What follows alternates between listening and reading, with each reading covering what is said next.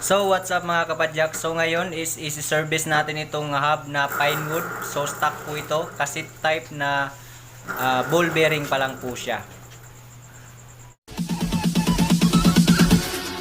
Bounce.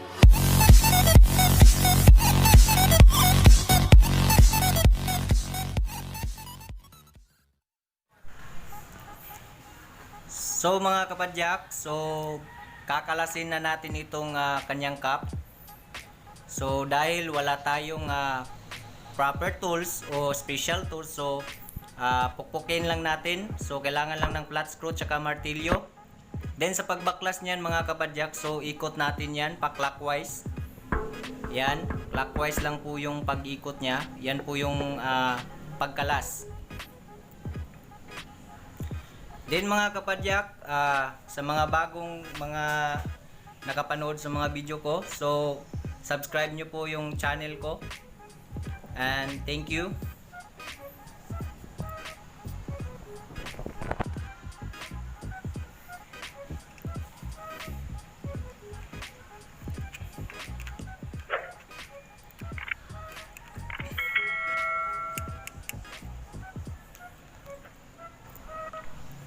Then sunod naman mga kapadyak, so kailangan natin ng magnet.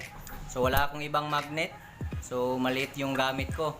So ang gamit po niyan is idikit natin itong mga maliit na bulitas para hindi mawala. Ayan. Kasi pag nalaglag yan tsaka nawala, nakulang, so ang tendency niyan is aalog yung prehab body ninyo.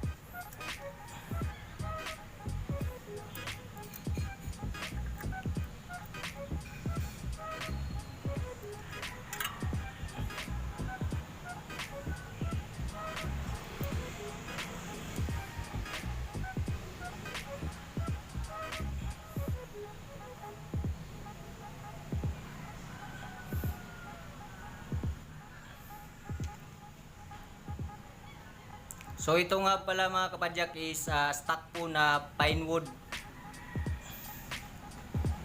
So hindi pa po ito seal bearing, so naka ball bearing pa lang po ito. So ayan yung ibang mga bulitas. Then yan po kung makikita nyo yung kanyang mga poles. So ayan, nakalubog na po yung mga poles niya. Ayan. 3 poles po yan mga kapadyak. May mga kalawang na siya.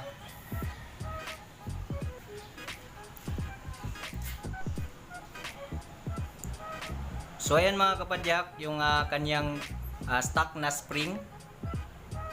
Ayan, sobrang nipis po.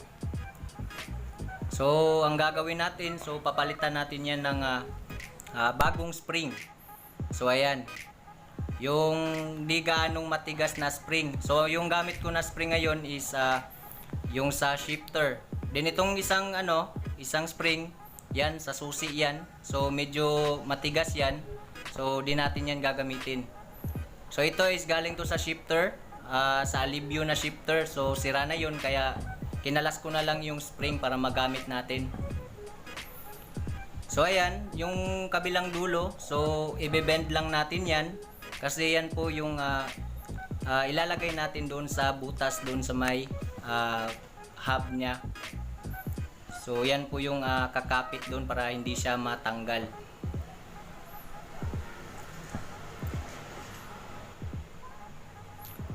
So paalala ko lang mga kapadyak, so kapag nag-edit po kayo ng hub po ninyo, wag po yung sobrang tigas na mga spring kasi maapektuhan yung yung free wheel po ng inyong hubs. So madaling maghinto siya. So ayan, na-bend na natin. So nagaya na natin yung kanyang original, yung stock na spring. Ayan.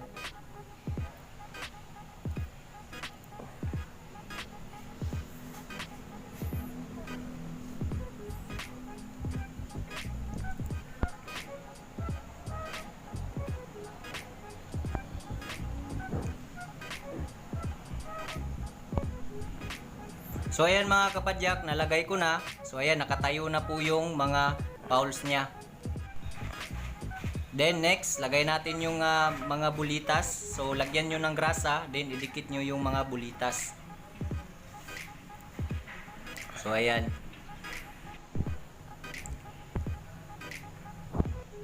So ayan, lagay natin yung freehub body. Then sa paglagay, so ikot natin siya konti ng pa-counterclockwise.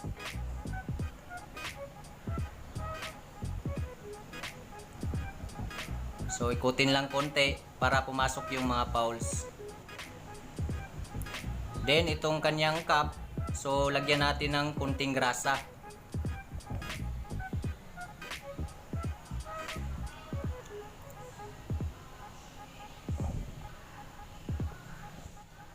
So mga kapadyak, so nakalimutan ko pala itong mga spacer. So yan po is dapat po na maibalik natin yan. Mailagay natin para smooth pa rin yung ikot ng ating freehub body. Kasi kapag wala yan, so ang tendency niyan, maiipit yung mga bulitas at saka di na iikot yung freehub body ninyo.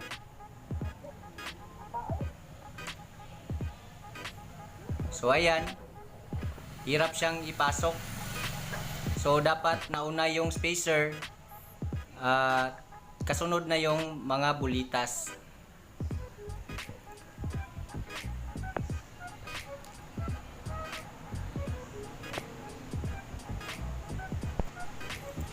So ayan mga kapadyak, so nalagay ko na po. So ang ginawa ko, tinanggal ko muna yung mga bulitas, nilagay ko yung spacer, tsaka binalik ko na rin yung mga bulitas.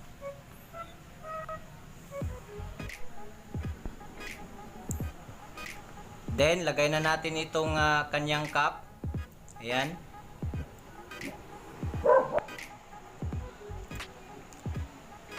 So sa paglagay naman po nito, so counterclockwise lang po yung pag-ikot niya. Ayan.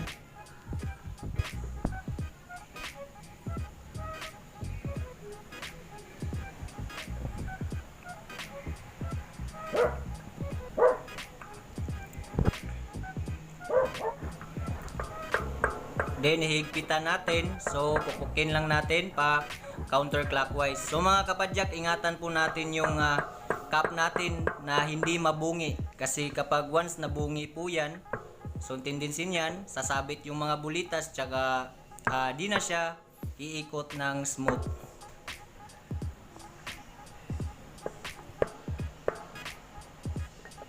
So kapag nahigpitan na, yan.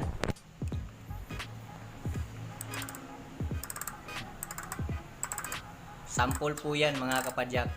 May tunog na po siya.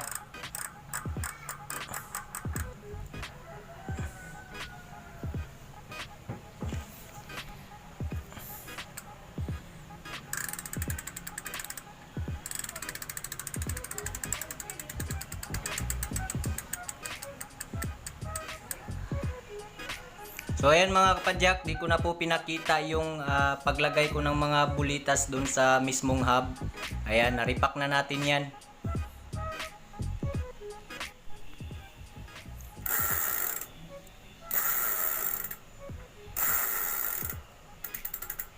So ayan mga kapadyak, malakas na yung kanyang tunog.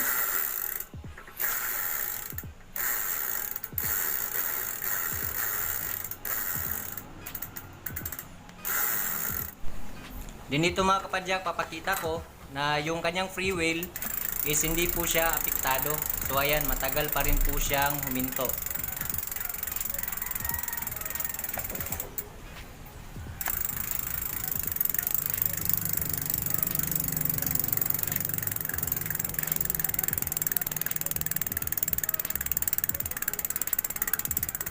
So goods na goods pa rin yung kanyang free wheel.